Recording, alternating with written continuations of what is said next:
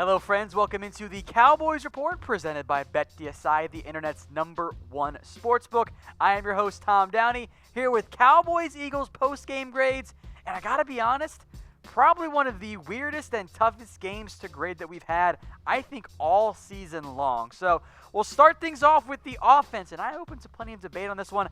I will give them a B.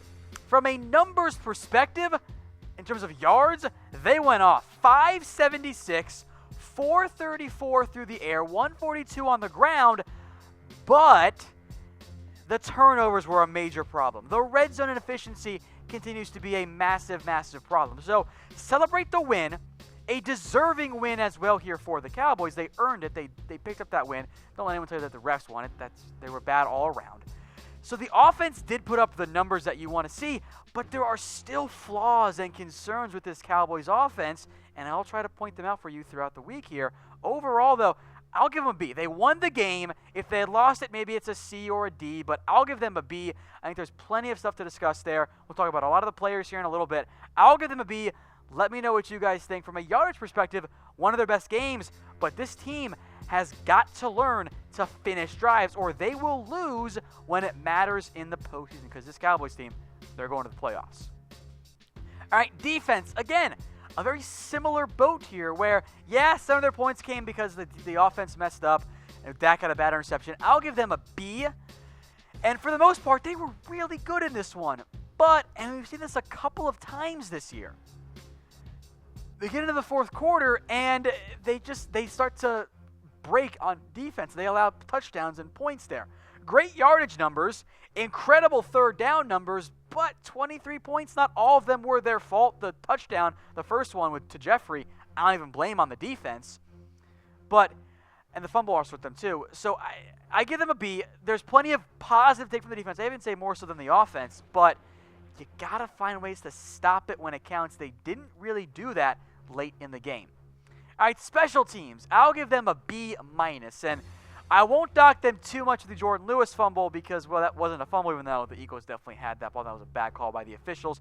Brett Maher did drill that 62-yarder, also missed one. I think it balances out, and he said about 85%. That's what you want out of a kicker, frankly. Chris Jones had one great punt of 63 yards. Overall, good, but not quite an A showing there from the special teams.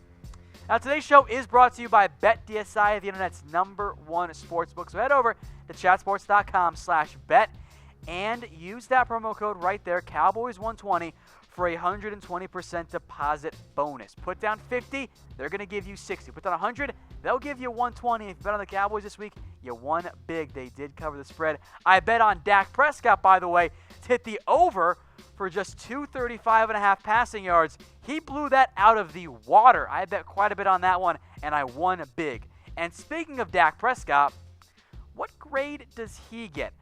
It was truly a tale of two different players this week. The first three quarters, Dak gets an F. 3 back-breaking turnovers, huge mistakes by Prescott. But in the fourth quarter and overtime, Dak balled out, and the numbers are really impressive. So I will give Dak Prescott a C. I'll merge the fourth and the first three quarters together, an A versus an F, into a C. In the end, the numbers are great, right?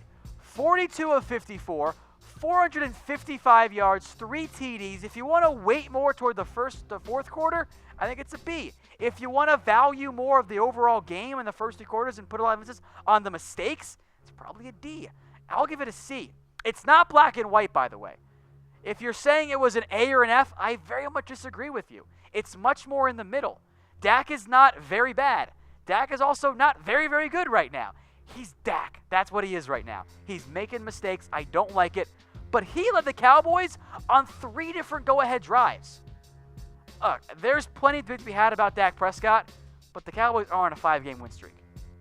The turnovers have got to stop, but overall, there's both good and plenty of bad to take from Dak Prescott in that game against the Eagles. So I'll give him a C. Plenty of argument to be had on that one.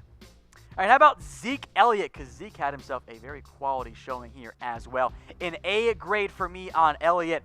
He got the ball a lot. The Cowboys ran a ton of offensive plays in this one. In the end for Zeke Elliott, 28 carries, 114 yards, 12 catches. That's 40 touches for Zeke, who also left the game and returned with a shoulder injury.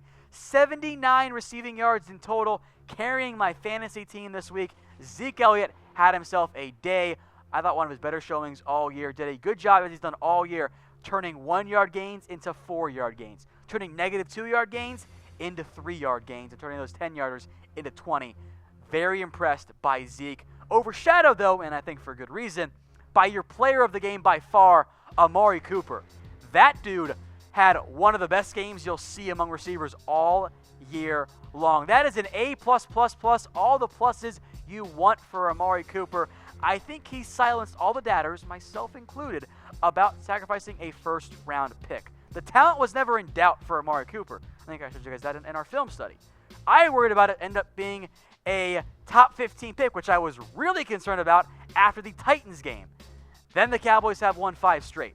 It's going to be a non-top 20 first-round pick. That's worth it for the Cowboys and Amari Cooper. 10 catches, 217 yards, 3 touchdowns, including the game winner. A lot of those yards coming after the catch as well, by the way. Amari Cooper, your no-brainer MVP, I think, frankly, of the season right now for the Cowboys. He has totally changed this team's offense. 10 catches, 217. What a showing for Coop.